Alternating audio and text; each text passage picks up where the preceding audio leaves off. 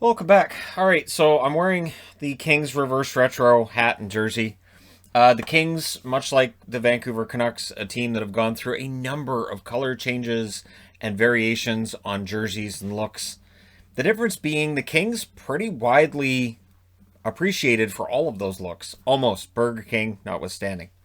But throughout their looks, and they did have one in here, and then they would change partway through, and of course they made some minor changes as well, going from the coat of arms to the crown, and then from the crown to their current logo. But overall, LA been pretty successful. They're seen as a successful rebuild. So I'm going to talk about the rebuild part over here, going through draft picks and going through the rebuild part of things over here, because we always have that discussion of what does a successful rebuild look like. So 1999-2000, before we get into rebuild number one, they're 39, 27, 12, and 4 that season. Again, 4 columns, because that's how the NHL rolled at that point. They lost in all 4 games they played against Detroit in the first round of the playoffs. No shame in that. Detroit still a Stanley Cup contender at that stage. Luc Robitaille was their leading scorer. 71 games, 36 goals, 38 assists, 74 points. And he was a player who left LA and then he went back and he just played better as a King than he did anywhere else. Although he scored some big goals for other teams as well. In the playoffs, he had 4 games played, 2 goals, 2 assists, 4 points. So 2000, 2001, the record stays pretty close to the same. They're 38, 28, 13, and 3. And in the first round, they beat Detroit that year in 6. This was when Felix Potvin came over from Vancouver. They got him on the promise of not trying to give him back to Vancouver. I think that was the only condition on that. And then they lost in round 2 against Colorado in a thrilling 7-game set.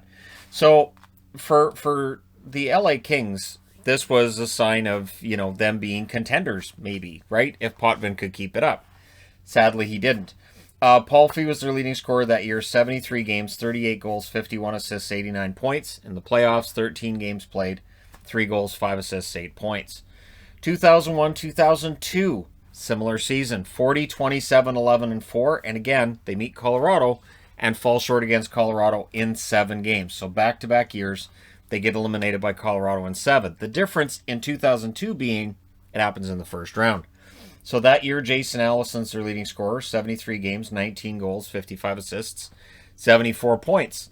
This is when Allison was a very effective player before injuries would start slowing him down. In the playoffs, he plays all 7 games, has 3 goals, 3 assists for 6 points. 2002-2003, this is where they fall out of the playoffs. This is where you start seeing the need for the rebuild, right? And in fact, that's where the rebuild really gets going. 2002-2003, they finished 33, 36, 6, and 7. No playoffs. Ziggy Palffy is their leading scorer. 76 games, 37 goals, 48 assists for 85 points.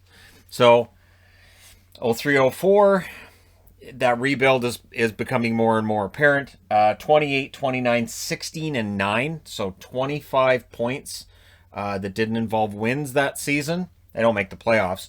Robitaille is their leading scorer again. 80 games, 22 goals, 29 assists, 51 points. So him being the leading scorer is great, but it also shows that they need new scorers. And they need something to get better. So 2004, 2005, of course, that season was wiped out due to the lockout. So we go to 2005, 2006. And coming out of the lockout, they're better. 42, 35, and 5. So much better record than the one they had the year before the lockout. No playoffs still. Wisniewski is their leading scorer. Lubomir Wisniewski. 80 games, 17 goals, 50 assists, 67 points. Very good scoring from the blue line for that team. So 2006, 2007 rolls around, and they fall right back down. In fact, their record is much worse. 27, 41, and 14. No playoffs. Mike Camilleri's their leading scorer that year. 81 games, 34 goals, 46 assists for 80 points. So we roll on. 2007, 2008. Again, they're picking up parts that we're going to start seeing on this side of the board that will lead to some success later. And 2007, 2008, 32, 43, and 7's the team's record. No playoffs. But Anze Kopitar is the leading scorer. 82 games, 32 goals, 45 assists, 77 points. And get used to me saying the name Anze Kopitar. 2008, 2009, they finished with a record of 34, 37, and 11. No playoffs. Kopitar is their leading scorer again. 82 games, 27 goals, 39 assists for 66 points. So 2009, 2010, I remember this season because that was the first year that I had ever tried out the whole NHL center ice thing through I had Shaw at that point. Through Shaw, they had a free trial. So I thought, well, I'll look at it on the free trial and we'll see, right? And I was really, really impressed with the Kings. It was one thing that I was doing the hockey guy thing before I was the hockey guy, scrolling around through different games to watch everything that's happening everywhere. But I found myself stopping on Kings games often. And I found myself saying, you know what? Those Kings, they've put together a pretty fun team. They're a young team. They're fast. There's a lot of talent. I really like that Jonathan Quick guy. And, they end up making the playoffs that year, 46, 27, and 9. But they lost against the Canucks in the first round in 6 games. Kopitar's the leading scorer, 82 games, 34 goals, 47 assists, 81 points. And in the playoffs, 6 games played, 2 goals, 3 assists, 5 points. So, it started. But 2010, 2011, they finished 46, 30, and 6. They lose in the first round again, this time against San Jose, in 6 games. So, it doesn't look like they're making any advancement, right, from year to year. Kopitar's leading scorer again, 75 games, 25 goals, 48 assists, 73 points. But he didn't play in the playoffs. He's injured. He doesn't end up actually playing in the playoffs. So we're seeing a team that's on the verge of a breakthrough. Not that it was that obviously apparent. Like, again, good young team, good goaltender, who's not getting nominated for Vezina trophies. It's not like Jonathan Quick was tearing up the league statistically. They were just a pretty good young team. But 2011, 2012, this is when the magic happens, right? So they finished 40, 27, and 15. Think about it. They won less than half their games. They won less than half their games in 2011, 2012. And they win the Stanley Cup. First round, they beat Vancouver 4-1. And Vancouver was the President's Trophy winner, so there were endless jokes about that. But they then won in the second round in 4 straight against St. Louis. They won in 5 games against Phoenix in round 3, conference finals. And then in the Stanley Cup final, New Jersey gave them the toughest challenge. They won that series in 6. They lose 4 games against 16 wins in those entire playoffs. A team that during the regular season was okay. And in the postseason, Jonathan Quick probably had the best run that I've ever seen a goaltender have. 1 year after I thought Tim Thomas had the best run that a goaltender had ever had. At least in my time of watching hockey playoffs. And so it's really, really impressive that the Kings did this. And they were an underdog, and they were a team that wasn't supposed to be there. Kopitar leads them in scoring again, because of course he does.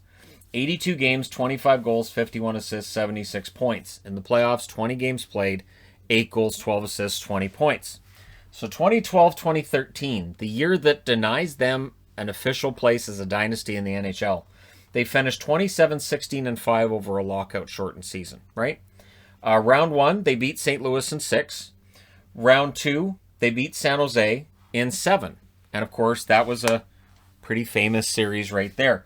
There were a lot of famous series between San Jose and LA. These teams not liking each other very much in the playoffs. They don't make the playoffs right now, but that feud is just waiting for the next injection of some playoff fun to really get going again. Now, in the conference final, they lose against Chicago in 5. And that was discussed at the time as being the real Stanley Cup final. That whoever won the series between LA and Chicago was very likely going to win the Stanley Cup. Kopitar, 47 games played, 10 goals, 32 assists, 42 points. He is once again their leading scorer. In the playoffs, 18 games played, 3 goals, 6 assists, and 9 points. So they lose against Chicago.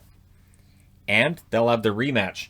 2013-2014, they're 46-28-8. So a much better record than the first time they won the Stanley Cup.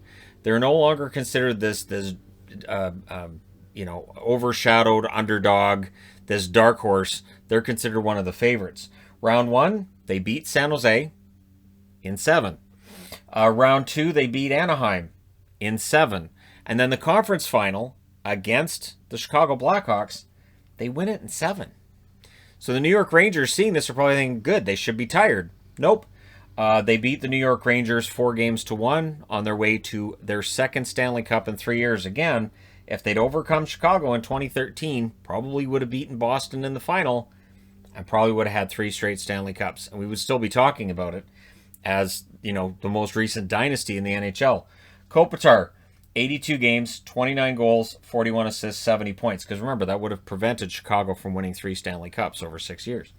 In the playoffs, Kopitar leads them in scoring again. 26 games, 5 goals, 21 assists, 26 points. Nobody will question Kopitar's playoff acumen. He is fantastic at it. But after that, they fall right off, kind of. So 2014-2015, they missed the playoffs after they won the Stanley Cup. However, the record was 40, 27, and 15, the same record they had when they won the Stanley Cup in 2012. The difference being they don't make the playoffs that year. Kopitar's the leading scorer again, 79 games, 16 goals, 48 assists for 64 points. So we go to 2015-2016. They get back into the playoffs, 48, 28, and 6. But San Jose, with a chance to get revenge for a couple of losses against them, they do. San Jose knocks out LA 4-1. San Jose on their way to their only Stanley Cup final appearance. Kopitar, in the regular season, leads them in scoring again. Surprise, surprise. 81 games, 25 goals, 49 assists, 74 points. In the playoffs, he plays all 5 games, 2 goals, 2 assists for 4 points for Kopitar. 2016-2017, this to me is where the rebuild starts. This is where rebuild number 2 begins for me. They finished 39, 35, and 8. No playoffs. Their leading scorer is Jeff Carter. 82 games, 32 goals, 34 assists, 66 points. And you can see that the sheen off of these Stanley Cups is already kind of gone. And it's only 3 years after, but it doesn't take that long in the NHL. The fine line between winning and losing is just, it's so tight, and it can be very easy to fall onto the other side of that line. So 2017-2018, they had somewhat of a bounce back, right? 45, 29, and 8. They're going into the first round against Vegas. I'm looking at that and going, well, Vegas is a first-year team, and LA's got all this experience and a couple Stanley Cup rings. Might be their last chance to go on a run. I'll take LA. And a lot of people took LA. A lot of people said, yeah, it's a great season Vegas has had. Great for them. However, it's playoff time. We know what the Kings can do in the playoffs. However, the Kings got shut out. Almost that entire series, really. It was a 4-game sweep. And no goals allowed by Fleury in a lot of it. And Jonathan Quick had a fantastic save percentage for nothing. The Kings couldn't score, so it was a very tight defensive battle, but they lost it in 4 straight. It was the closest sweep I've ever watched. Apologies to Edmonton fans about this year. To me, that LA-Vegas sweep was closer. Kopitar leads them in scoring that year. 82 games, 35 goals, 57 assists, 92 points. Arguably maybe Kopitar's best year, and yet in the playoffs, 4 games, 1 goal, 1 assist, 2 points because Vegas doesn't allow goals. So the official rebuild would be the year after, right? 2018, 2019, they finished 31, 42, and 9. So they're below 500 for the first time, like official 500 for the first time in a very long time, since 2008, 2009. So it's been a decade, right? Kopitar, leading scorer again, 81 games, 22 goals, 38 assists, 60 points. No playoffs is kind of a given there, right? 2019-2020, last year, they did not make the playoffs, which again is a year where only 7 teams didn't. They were 29, 35, and 6. Kopitar's their leading scorer, 70 games, 21 goals, 41 assists, 62 points. But that LA Kings team won 9 of their final 11 games before the pause, so there was some feeling that maybe LA might be able to carry that over. They didn't. The Kings, 2020-2021, end up 21, 28, and 7 is their overall record. No playoffs again. Kopitar leads them in scoring, 56 games, 13 goals, 37 assists for 50 points. And that's where we're at right now. But it feels like things for the Kings are ready to turn around again. So 1, 2, 3 seasons of no playoffs. 4 out of the last 5. 5 of the last 7 years they haven't had playoffs. Here, 1, 2, 3, 4, 5, 6 seasons. 7 total years because you had that year of no NHL with the lockout. So they're in a similar spot. It's been about a similar... Yeah, about the same, right? 1, 2, 3, 4, 5, 6, So the idea of when do they turn that corner, it is really hard to tell. Between 2008, 2009, and 2009, 2010, there was just this switch kind of turned on, and then they were a pretty good playoff team for years after. Now, when you look at how that rebuild happened, and I start with the 2003 draft, drafting 13th, they draft Dustin Brown. 2003 draft was loaded. They picked up the right guy at Dustin Brown at 13 because he was a part of those 2 Stanley Cup winners, right? 2005, at number 11, they picked Anze Kopitar. Kopitar, there was some doubt about whether or not being Slovenian, whether or not it would translate to the NHL level. Is he really that good? And yeah, he was. 2007, at number 95, they draft Alec Martinez, who scores key goals for them in their last Stanley Cup run. And the interesting thing to me is that when we talk about rebuilds, we always focus on those top draft picks, right? Oh, it's the top draft picks. They've got to get number one. They got to get number two. But the real way that you build that contender is through picks like that, where it's third round, fourth round. You pick up a diamond in the rough. And I'm not counting everybody who's on that roster. A lot of players on the 2012 and 2014 rosters were drafted by the Kings. 2008, drafting second, they drafted Drew Doughty. Doughty was a huge part of Stanley Cup wins for them. 2009, they draft Braden Shen fifth overall. Well, Shen wasn't a part of the Cup, no. And Simmons, who was also drafted by them, the thing is, they were traded for Mike Richards. So adding Mike Richards, and of course they brought in Jeff Carter in a trade as well, played a large role in some Stanley Cup success for the Kings. 2010, drafting 47th, they drafted Tyler Toffoli, who made up part of that 70s line, along with Tanner Pearson, who was drafted 30th overall in 2012 as an overager. And when the Kings drafted him in the first round, there were some who said, they probably could have got him in the second round. I'm not sure why they drafted him in the first round. He was passed over in the last draft. They could have got him in the second round. Turned out it was a pretty smart move, and Pearson was a useful part of that team. So rebuild number 2, and this is where you ask the question, okay, so how good is the next group going to be? Gabe Vilardi's drafted 11th overall in 2017, so I'm counting that as the start of this. At 41st, they draft Jarrett Anderson-Dolan, who when he played this year, there were some really great moments for him, and I think his future is really bright. 2018, they draft Rasmus Kupari at 20, Akil Thomas at 51st. Both of them are projecting as NHLers. 2019, Alex Turcotte at number 5, who might be the best of all the guys they've drafted so far. We haven't seen it yet at the NHL level, but we will. Tobias Bjornfot at 22, who's still developing, and again, good young defenseman. And Arthur Kaliev at 33, who at the time of the draft, we said this guy could be a steal. And it does appear that he's going to be a goal scorer in the NHL. And last year, 2020, they draft Quentin Byfield at number 2. He looked really good after he got called up this season. And Helge Grans at 35. One of those under-the-radar types. He has signed an entry-level contract with the Kings, so we may very well see him in a Kings jersey next year. Big defenseman. So we'll see how things go there. But, yeah. So that's the thing. Is rebuild number 2 going to be as successful as rebuild number 1? I don't know. But I will say this. In that rebuild, they had 2 draft picks in the top 5, and one of them they traded, and the other one was Drew Doughty. So it's about who you draft, wherever you draft, as much as it's about getting those big name, top-notch draft picks. So there you go. Let me know your thoughts in the comment section below, as always. Don't forget to hit like and subscribe if you're browsing your way through. You just happened upon this video. And yes, Jonathan Quick was also a steal prior to that draft.